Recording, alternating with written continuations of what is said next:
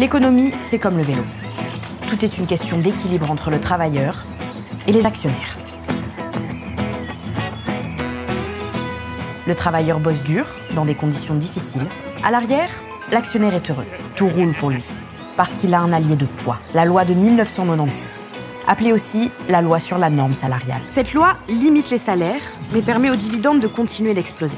Le travailleur, c'est celui qui concrètement se bouge dans l'entreprise pour produire la richesse. Alors bien sûr, les actionnaires ont amené de l'argent pour faire tourner l'entreprise. Mais une entreprise n'est rien s'il n'y a que des actionnaires. Ces deux acteurs se partagent la richesse produite. En 1996, ça, c'est la partie de la richesse produite qui allait à tous les travailleurs sous forme de rémunération. Aujourd'hui, ça n'est plus que ça. Car peu importe les efforts fournis pour produire cette richesse, l'augmentation de salaire du travailleur est plafonnée par la loi sur la norme salariale, c'est-à-dire le moins possible. 0,4% par exemple. Concrètement, les syndicats qui négocient ces augmentations ne peuvent pas demander plus que ce plafond. Donc même si les richesses ont bien augmenté, ce sont les actionnaires qui en profitent, pas les travailleurs.